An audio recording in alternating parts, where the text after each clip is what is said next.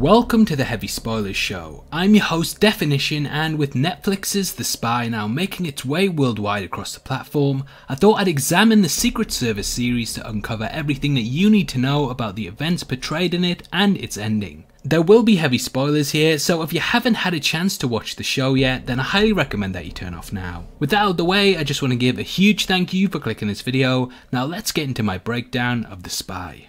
The Spy centers around Israel's top Mossad spy, Eli Cohen, ironically played by Sasha Baron Cohen. Eli is an Egyptian Jew that was a key player in smuggling Jewish people out of Egypt, but since then life has become slightly mundane for him. Eli starts the show as a lowly typist in an office, often looked down upon by those in upper society, but after being recruited by the Israeli government, he slowly finds himself on a downward spiral that sees the man losing his family, life, and even identity. Eli is a natural when it comes to espionage, and the character is played expertly by Cohen, who perfectly portrays all of the nuances that lace the performance with a subtlety that makes Eli engaging, methodical, but also dangerous. Even with a mustache that should scream Borat to people, Cohen still completely avoids this stereotyping and makes the role his own. You can tell that Cohen put a lot of work into this, and it's an authentic and believable performance that beautifully showcases the conflict of a man leading a double life that is based on lies and mistrust. There's an air of Schindler's List about the piece, with a man using his charms to integrate with society, and it's clear that Eli is very skilled at befriending and manipulating people. Initially, the life of a spy seems exciting, and it's easy to relate to Eli and see how much such a service would seem attractive to a man who up until this point has led a rather mundane life. He's fighting for the country that he loves, and the sense of danger that this provides is thrilling and exciting, especially with the amount of close calls that there is. But it puts a huge strain on the relationship with his wife, and it's clear that Eli loses more than he gains. Eli even starts dating someone to keep up the facade of his double life, and it's easy to see how he loses himself in the role. Throughout the season, we watch as Cohen builds relationships with high-ranking Syrian officials under the identity of Kamel, an importer and exporter. He builds up a large circle around him made up of politicians, military officials, and local authorities, and as things go on, the situations get more and more extreme. Juxtaposing this, his relationship with his wife completely disintegrates, to the point that when in character, he's not even allowed to acknowledge her.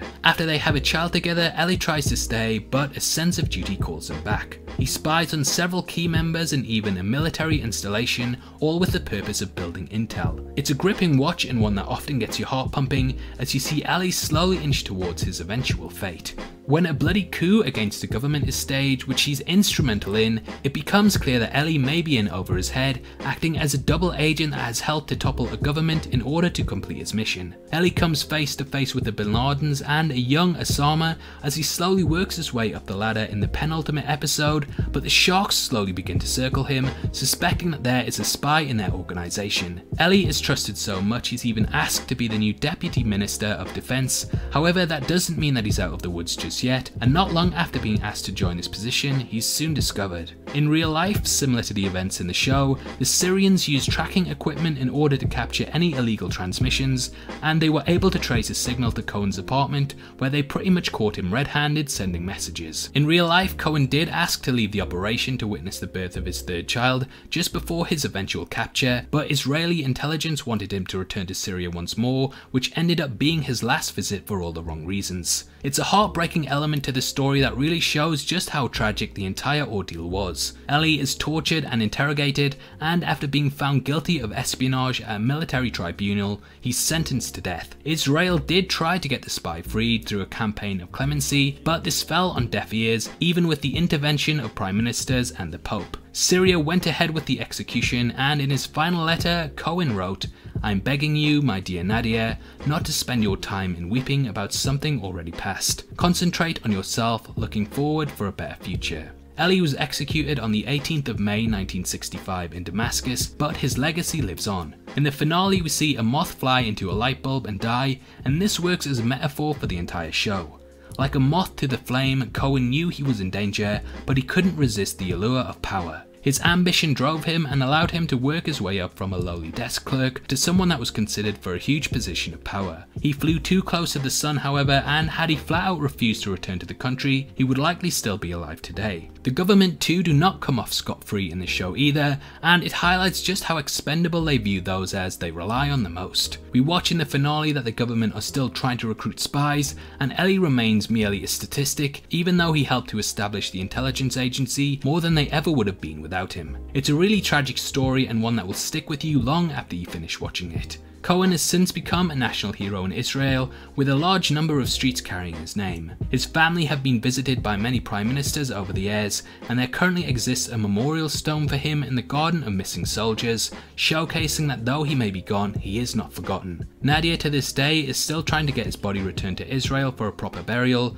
but as of this video, Syria have refused. And now onto my review. I was really spellbound throughout The Spy, and its grounded, tragic tale is really heartbreaking to watch play out, especially with just how likeable Cohen is as an actor. It really shows what people lose when they sacrifice the things they love for their career, and Eli's story and legacy will no doubt live on for a long time due to the selfless work that he carried out in his time as a spy. Netflix completely knocked it out of the park with this one, and it stands strong with some of their best real-life adaptations such as Mindhunter and more. The Spy is definitely the one to watch this weekend, and at only 6 episodes, it's an easy binge that will keep you engaged from the beginning and throughout. I absolutely love The Spy and can't recommend it highly enough. You need to watch this, and that's why it gets a 9 out of 10.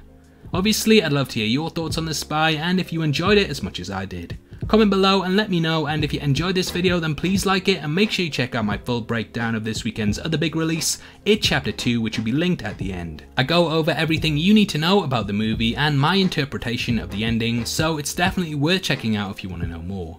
If you want to come talk to me about movies, TV shows, games and comic books, then you can follow me on Twitter at DefinitionYT. It's the best way to get in touch with me, and it's the perfect place to suggest new videos and content, so hopefully I see you over there after this. Also, just want to let you know that we're giving away a free copy of John Wick 3 on Blu-ray, and all you have to do to be in with a chance of winning is to like this video, make sure that you subscribe to the channel, and leave your thoughts on The Spy in the comment section below. The winner will be chosen at random on September the 10th, and the Blu-ray will be shipped out from then to whoever gets the prize, so best of luck to everyone who takes part. This is a channel for people who are never missing television, so if that's the kind of thing you like, you need to subscribe to Definition. Thanks again for taking the time to watch this, you've been the best, and I'll see you next time. Take care, peace.